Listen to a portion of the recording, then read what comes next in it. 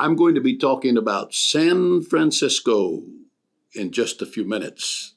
I've lived next door to San Francisco for 40 years.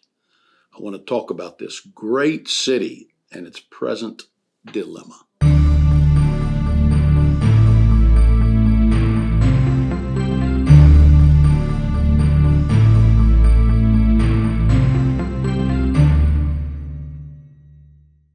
Welcome to All Things Apostolic. I'm Nathaniel Wilson. I'm glad that you're with us today, and I hope you enjoy what we're going to talk about today. We have a whole multiplicity of subjects that we deal with as they come up. Some of them we deal with because they're current events that impact things that have to do with the church or with the kingdom of God. And all of the things we try to, any points of interest that we point out, or any news or views, all wrap around the advancement and the strength of the church, because we believe that the apostolic church is the key to the world. It is a universal thing by its nature. And while there are thousands of local churches and millions and millions and millions of apostolic believers around the world, and that it is one of the fastest growing phenomenons that there is, that is growing. So with that said, we try to bring you things that are relevant to this. Well, where I live is in Sacramento, California, Elk Grove, a suburb of Sacramento, which is in Northern California. Sacramento is a beautiful city. Sacramento is the capital of the state of California, and its capital is unrivaled west of the Mississippi. Only the United States capital in Washington, D.C. is the only capital, they tell us, that is as gorgeous as is the capital here in Sacramento. So, and that's downtown, and with that, there's a whole bunch of attendant buildings and so forth. It's a beautiful city. Around the capital is one of the most beautiful parks with some of the most beautiful, spectacular old trees that you can find. Sacramento for years has been identified as the city of trees. And it has more trees than any city I've ever been to. I mean, I've been to states that are almost nothing but trees, like West Virginia and parts of North Carolina and many other states. But I'm talking about in the city. For many years, it was the city of trees. So it's a beautiful place. Well, it is set in a setting with some other great cities. San Francisco and Oakland are only about 90 miles from here. And so in an hour and 20 minutes, an hour and a half, you can be there. And they also are beautiful cities. San Francisco, of course, is known, has been known as one of the 5 beautiful cities of the world. You're talking about a spectacular city. You're talking about a place that we have been, no telling how many times we've been there. It is a place of great beauty and great food and things to do. It's just a great place.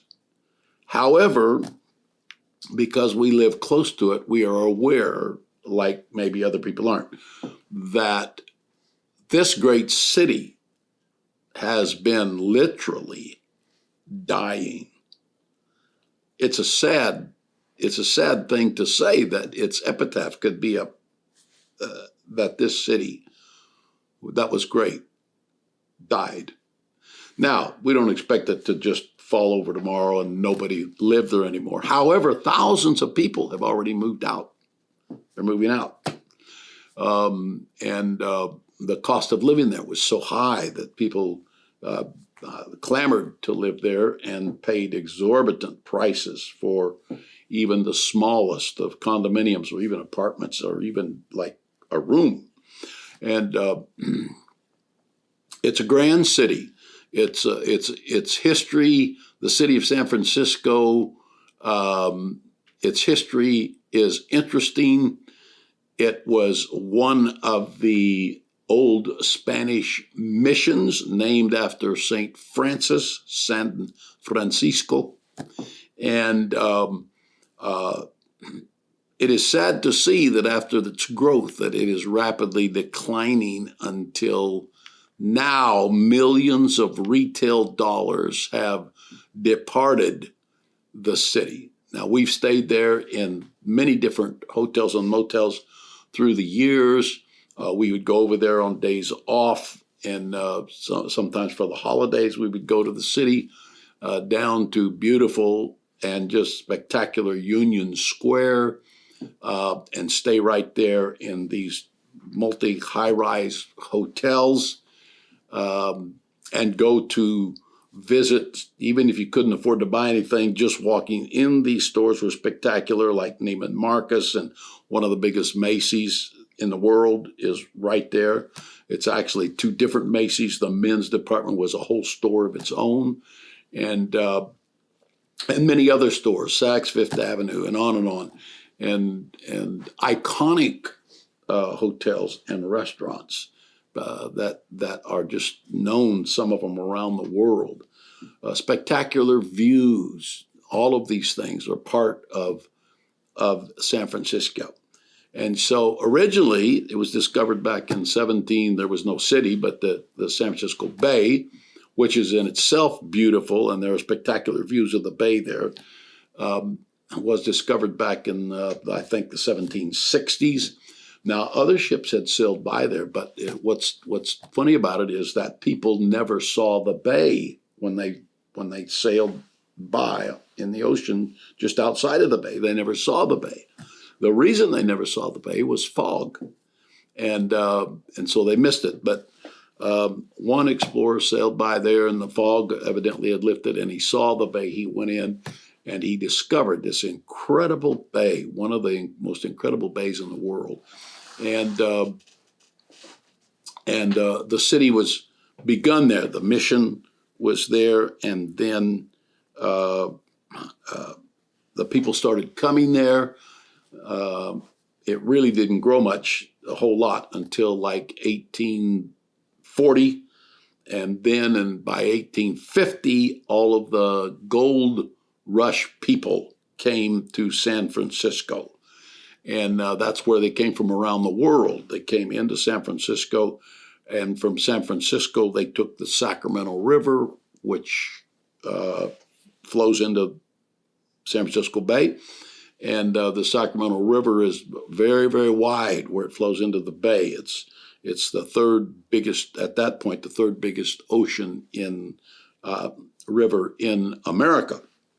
And so they came up the bay in their little boats and so forth. Some of them walked, but they came up the bay. They landed in Old Sacramento, and from Old Sacramento, they bought all their equipment in San Francisco or Sacramento, and those guys that owned those stores are really the ones that made the money. But and they went just up above Sacramento, just a few miles from where I live, from where our house is and where our church is where the discovery of gold started and brought the gold rush. And San Francisco was in the middle of that.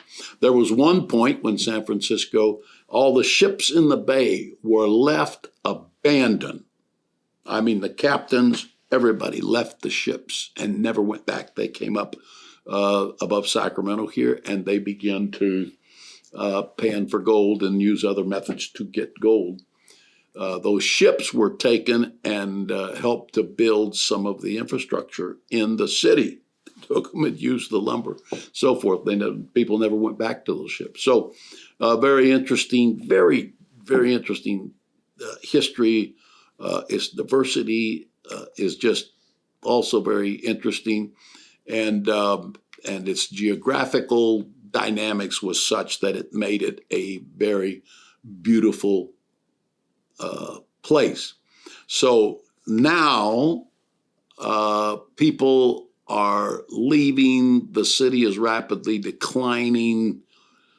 Basically, some of it is declining into what we would just describe as jungle life. The streets and the sidewalks of some of its main areas are filthy. Originally, a Spanish, later Mexican mission was all that was there. It was a little pueblo, but as it grew, it came to be so attractive that it drew all of these people into it. And it's hard to describe what an attraction the city was and how much fun it was to go to the city. But now you can't hardly park your car. People, this is true. This is not an exaggeration. That people are afraid. They go and they park their car to go into a store or something, and the homeless people are just standing there ready to break into the car, and they break in. They steal everything. The law there, the rule of law in the city is compromised. Politicians have decided that they didn't need as many policemen as they thought they did originally, and now it's all backfired, and crime is not taken care of. There's some of the police there, and this has come all the way to Sacramento, where the police do not even want to try to protect those stores because the stores are telling them, the stores are woke, and the stores are telling them how to, if you find somebody in our store that's stealing, you cannot handcuff them in the store. You have to take them outside, out back. We don't want it out front, and all kinds of rules to tell the police how to do their job. Until some police have said, you'll have to take care of your own store. We're not coming back. So all of this is going on. And this very great progressive culture and high technology is just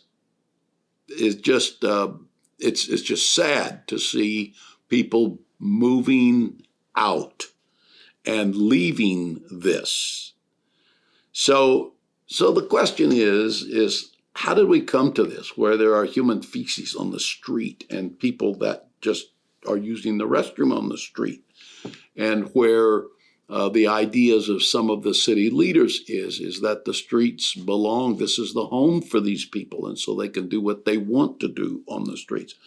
They don't pay taxes, many of them, but the people that pay the taxes are supporting all of this and trying to live on these streets. There is almost every day or every week a business or two or three or four, ever how many, but on a constant basis, there is a business closing in San Francisco. We read it in the news. It's in the news. And another one says, we can't take this any longer. People are stealing everything we have. The streets are a filthy mess. People will not come into our restaurant or into our place of business. Some of these are the biggest businesses in the city. The Hilton Hotel downtown on Union Square that we have stayed at many times. It's like a 40-story hotel is shut down. They left. They're out of there. And it looks like that Macy's will be leaving, and others of the largest stores in the city are shutting down.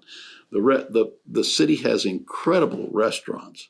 Many of them are one by one, they're shutting down and leaving. They said because the city cares more about the homeless and the drug addict than they do about we who are supporting the city.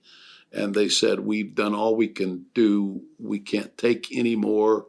We're going to leave here. So when I see that and I think about that, I ask the question, how did we come to this place? What are the circumstances that have colluded to bring it here? In San Francisco, I don't think it's complicated. I think that it is pretty simple.